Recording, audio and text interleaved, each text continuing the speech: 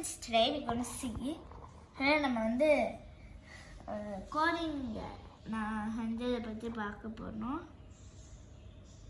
இங்கே நான் வந்து என்னோட கோடை வச்சுருக்கேன். இங்கே பார்த்தீங்கன்னா when started clear all rows. இதோட மீனிங் என்னென்னா, நான் வந்து இதை செஞ்சு காட்டுறேன். இங்கே பாருங்கள். இப்போது இந்த இடத்துல மானிட்டரில் உங்களுக்கு மானிட்டரில்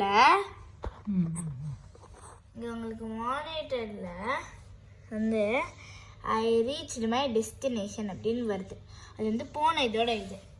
ஸோ இப்போ நான் அதை என்ன செய்ய போகிறேன்னா, அது கிளியர் ஆல் ரோல்ஸ்னால் இதெல்லாம் கிளியர் பண்ணிடும். செஞ்சு பார்ப்போமா? கிளிக் பண்ணுறேன். இப்போ இங்கே கிளியர் ஆயிடுச்சு பாருங்கள்.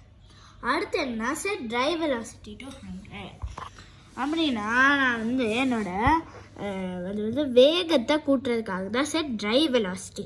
அதுக்கப்புறம் டர்ன் ரைட் ஃபார் 90 degrees. முதல்ல 90 degreesக்கு திரும்பிக்கணும் அப்படின்னு சொல்கிறேன். அதுக்கப்புறம் டிரைவ் ஃபார்வேர்ட் ஆகணும். அதுக்கப்புறம் இது வந்து என்னோட கிரிட். இது வந்து ஒரு கிரிட்டு தானே, இது பார்க்க வந்து ஒரு கிராஃப் மாதிரி தானே இருக்குது. ஸோ இது வந்து ஒரு கிராஃப் பேஸ்ட் தான் நம்மளோட இந்த கேன்வாஸ்.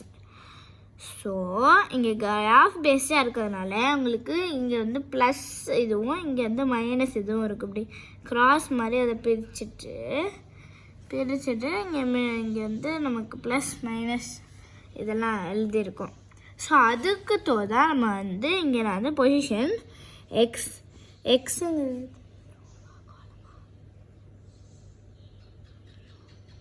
எக்ஸுங்கிறது வந்து ரோ. ஸோ ரோ அதாவது -300 தான் அதோட ரோ, சரியா? அதோட எக்ஸ் ஆக்சிஸ் அதாவது row.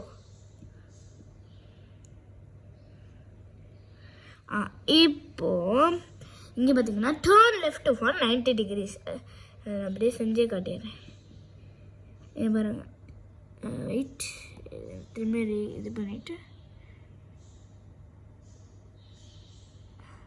I reach my destination வந்துச்சு. இங்கே பார்த்தீங்கன்னா இங்கே வந்து ரைட்டு டர்ன் ஆச்சு, டிரைவ் ஃபார்வேர்டு ஆச்சு. கரெக்டாக அந்த -300 உள்ள காலமில் ஸ்டாப் ஆகி எந்த இடத்துல இருக்கோ 300க்கு அந்த இதுக்கு அது உங்களுக்கு லைன்ஸ் வரைஞ்சி அது உங்களுக்கு ரோஸ் அண்ட் காலம்ஸ் பார்க்க தெரியும்ல, அந்த மாதிரி நம்ம பார்க்கணும். அந்த மாதிரி பார்த்துட்டு நம்ம வந்து அந்த அதுக்கு தோதான வேல்யூஸ் நம்ம போட்டுட்டு நான் வந்து இங்கே எனக்கு இந்த மாதிரி ஐ ரீச் மை டெஸ்டினேஷன் அப்படின்னு எனக்கு போடணும்னு தோணுச்சு. அதனால் இங்கே வந்து லுக்ஸில் எனக்கு வந்து பிரிண்ட் வெக்ஸ் கோட் இருக்கும். அதை நான் எடுத்துகிட்டு வந்து இங்கே போட்டுட்டேன்னா அதில் எனக்கு என்ன வேணுமோ நான் டைப் பண்ணிக்கலாம். இப்போது நான் வந்து இங்கே என்ன செய்ய போனேன்னா space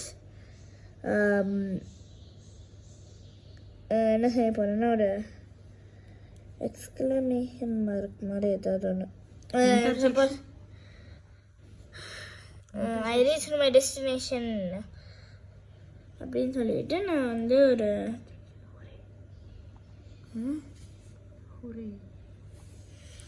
I reach my destination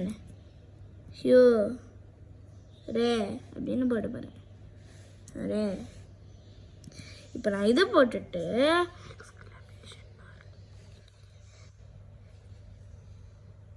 exclamation mark, அதுக்கப்புறம் நான் வந்து ஒரு எக்ஸ்க்ளமேஷன் மார்க் போட்டுட்டு நான் திரும்பியும் அதை இது பண்ணிவிட்டு இப்போ ஆன் பண்ணுறேன். கடைசியில் அது பேர் டெஸ்டினேஷன் நின்னோடனே I reach my destination hurray. அதுவும் மெயினாக நான் போட்ட எக்ஸ்க்ளமேஷன் மார்க் அங்கே வந்திருக்கு. ஸோ அப்போ என்னோடய இது வந்து நல்லா ஒர்க் ஆகுதுன்னு அர்த்தம். இங்கே வந்து என்னோடய கோடை நீங்கள் வந்து தட்டி பார்த்துக்கலாம். இதுதான் கோடு. நான் வந்து கடைசியில் வந்து ஸ்டாப் ப்ராஜெக்ட் என்ன ஸ்டாப் போடலாம், திரும்பி போய் இடிச்சிடும்.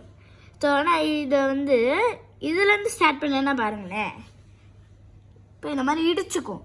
ஸோ அதனால் நம்ம எப்போவுமே வந்து ஸ்டாப் ப்ராஜெக்ட் போட்டுடணும். நம்ம ப்ராஜெக்ட் முடிஞ்சுன்னா எனக்கு வந்து நான் ஸ்டாப் ப்ராஜெக்ட் எடுத்திருக்கேன்ல, வந்து நம்ம கண்ட்ரோல் அந்த மாதிரி இதில் போயிட்டு கடைசியில் பார்த்தோன்னா ஸ்டாப் ப்ராஜெக்ட் இருக்கும். ஸோ நம்ம வந்து சக்ஸஸ்ஃபுல்லாக இந்த ப்ராஜெக்டை முடிச்சிட்டோம்.